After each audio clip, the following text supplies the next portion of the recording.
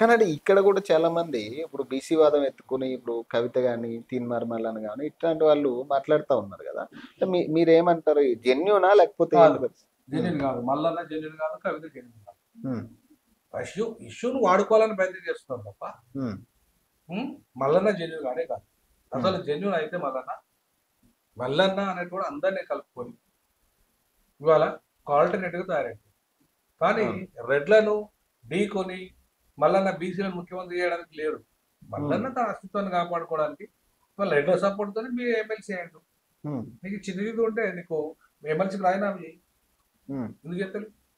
రెడ్లనే తిడతా ఉన్నాడు కదా. అదే అంటున్నా, రెడ్లను తిట్టడానికి ఊరికే ఏముందన్న. ఇప్పుడు తిట్టడం ఏముంటది? ఇప్పుడు ఇప్పుడు వాళ్ళ నాన్న కేసీఆర్ నిరుదలేదా, బీఆర్ఎస్ నిరుదలేదా? ఆయన ఎవరు? కవిత ఢిల్లీపూర్ కానీ అంటారు కదా. ఎవరిని? ఆ మాజీ మంత్రులను ప్రెసిడెంట్ ఎమ్మెల్యే ఆయన పేరు నల్గొండ జగదీష్ రెడ్డి. మరి లిల్లీపూట అంటే బీఆర్ఎస్ తిడతానంటే కదా. ఆయన కూడా అంతే. ఆయన కూడా ఇప్పుడు నువ్వే రెడ్డి చివరి ముఖ్యమంత్రివి, రెడ్లు ఏది ఈ 42% అనేది నేను మూత్రం పోతే ఉచ్చబోతే కొట్టుకోబోతుంది పిల్ల ఏదో మాట్లాడే కదా. సో ఆయన కూడా ఏంటంటే మ్యానిపులేటెడ్, ఇవే మ్యానిపులేటెడ్.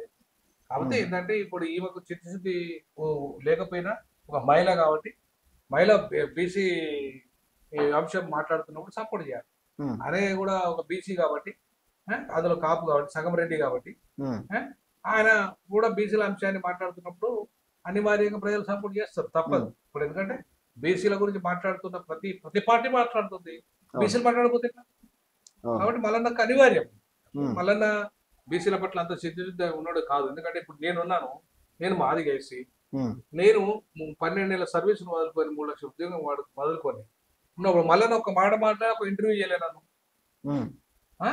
నువ్వు మంచి పని చేసినావు సార్ అనలేదు. బీసీల కోసం నేను 33 జిల్లాలు మీటింగ్లు పెట్టినప్పుడు ఎక్కడ రాలేదు, ఆయన సపోర్ట్ చేయలేదు. ఆయన టీవీలో క్యూ న్యూస్ లో ఇంటర్వ్యూ కూడా చేయలేదు. మరి బీసీల పట్ల ప్రేమ ఉన్నది ఎందుకు చేయలేదు? నేను నాకేం అవసరం, నేను నా రాజీనామా చేయాలి. నేను ఎందుకంటే కాజ్ కోసం 2023లో బీసీని ముఖ్యమంత్రి చేయడమే నా లక్ష్యం అని చెప్పి. అంటే ఇప్పుడు ఆ అవసరం వచ్చిందంట మళ్ళీ ఎవరికి అవసరం కాబట్టి ఆయన మాట్లాడుతున్నాడు. బీసీలు ఎక్కడ నాకు దూరం అవుతారో వాళ్ళను నేను అది చేసుకుని మళ్ళీ ఆయన రేవంత్ రెడ్డి ముఖ్యమంత్రి కావాలంటే ఈయన కూడా కొంతమందిని చేర్చాలి కదా. బీఆర్ఎస్ వల్ల పవర్లోకి రాకుండా ఉండాలి కదా. అవునా? కాబట్టి ఇది ఒక స్ట్రాటజీ. అంటే కవిత మొన్న అమర నిరాహార దీక్ష స్టార్ట్ చేసింది, తర్వాత మళ్ళీ అది ఏమంటారు దాన్ని పర్మిషన్ లేదని చెప్పి విరమించుకోవడం జరిగింది. ఏం జరుగుతా ఉందంటే బీసీలని మళ్ళీ కవిత గేమ్ ఆడుతుంది, మల్లన్న గేమ్ ఆడుతాడు, అందరూ గేమ్ ఆడతారు. బీసీలతో అందరూ గేమ్ ఆడతారు. ఇవాళ నేను ఏమంటానంటే, అందుకే నేను మొదటి నుండి చెప్తున్నా బీసీలకు అంటే మీకంటూ డిఎంకే లాగా ఒక సొంత పార్టీ ఉండాలి బీసీలకు. ఇలా డిఎంకే ఒక మోస్ట్ బ్యాక్వర్డ్ కులాల మంగళ కులం నుండి వచ్చింది. 1920లోనే జస్టిస్ పార్టీ రూపంలో అధికారంలోకి వచ్చారు వాళ్ళు. అప్పటికి మన సొంతం కూడా రాలేదు. బ్రిటిష్ కాలంలోనే ఒక మోస్ట్ బ్యాక్వర్డ్ కులం నుండి ముఖ్యమంత్రి కాగలిగిన వాళ్ళు. మీరు ఎందుకు గారుడా? మీకు సొంత పార్టీ లేదు కాబట్టి మీరు రెడ్ల పార్టీలో ఎట్లా అవుతారు? ఉమ్మడి ఆంధ్రప్రదేశ్ లో రెడ్లు మిమ్మల్ని కానిచ్చారా? తెలంగాణలో మీ కాంగ్రెస్ ద్వారా రెడ్లు కానిస్తారా? వెలమోలు కానిస్తారా? బ్రాహ్మణులు బీజేపీలో కానిస్తారా? మరి ఇట్లాంటి తెలిసి కూడా మీకు సొంత పార్టీ లేకపోతే బీసీలకి మీరు ఎట్లా అధికారానికి వస్తారు? మీకు ఎట్లా అవకాశాలు వస్తాయి? అంటే నిన్న రేవంత్ రెడ్డి మాటలు చూస్తే అంటే బీసీ అనేది ఇప్పట్లో కాని పని అనేది అని ఒక డిక్లరేషన్ ఇవ్వడం జరిగింది. అంటే మీరేం చెప్తారంటే బేసిక్గా అది వాదం వదిలేసినట్టేనే ఈ 3 సంవత్సరాల కాని పరిస్థితి అది బీసీలు.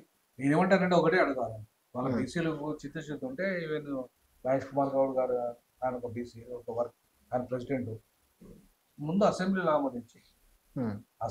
ఆమోదించిన బిల్లును గవర్నర్ గారి దగ్గర పంపి గవర్నర్ ఆమోదించకపోతే తిరిగి రెండోసారి పంపి అది రెండోసారి ఆమోదించకపోతే ఆమోదించినట్టే లెక్క. నువ్వు జియో పాస్ చేయి. నీకు అధికారం ఉంది కదా. నీకు రాష్ట్రంలో దేశంలో ప్రధానమంత్రికి అధికారం ఉన్నట్టే రాష్ట్రంలో ముఖ్యమంత్రికి అధికారం ఉంది. 42% నీకు ఇచ్చే అధికారం నీకు ఉన్నప్పుడు నువ్వు వాళ్ళ మీద నెట్టేస్తాను కేంద్రం మీద, బీజేపీ మీద. సో కాబట్టి అంటే ఇట్లా నెట్టేయడం అంటేనే అర్థం మీద రాజకీయాలు చేయడం అంటే నీకు చేయడం ఇష్టం లేదన్నట్టు. కోర్టుల మీద నెపం ఎందుకు నెడతాను? నేను ఇంతకు ఈడబ్ల్యూఎస్ కు వర్తించని ఈ 50% సీలింగ్ మీకు ఎట్లా వర్తిస్తుంది? కాబట్టి ఇది అగ్రవర్ణాలకు ఆడుతున్న డ్రామా. బీసీల పట్ల వాళ్ళకు ప్రేమ లేదు. ఉమ్, కాబట్టి అగ్ర బీసీలారా మేలుకొని మీకు సొంత పార్టీని డిసైడ్ చేసుకోండి. మీకంటూ ఒక పొలిటికల్ పార్టీ ఉండాలి. ఉమ్, మీరు ఎవరు మీ 56% మీరు ఉన్నారు, దాంట్లో 10% ముస్లింలు తీసేసినా మీరు 46% అవుతున్నారు. అవును. 46% ఓట్ బ్యాంక్ ఉన్నవాడు ఎందుకు పెట్టుకుంటారు? నువ్వు 5% ఓట్ బ్యాంక్ ఉన్న రెడ్లు ఉమ్, ఇన్నిసార్లు అధికారం వస్తారు, మీరు రారా? ఒక్కసారైనా మీరు రారా? రావాలి కదా. మరి అవును. వస్తారుగా. మీరు ఎందుకు సొంత నిర్ణయం తీసుకోవట్లేదు? ఉమ్.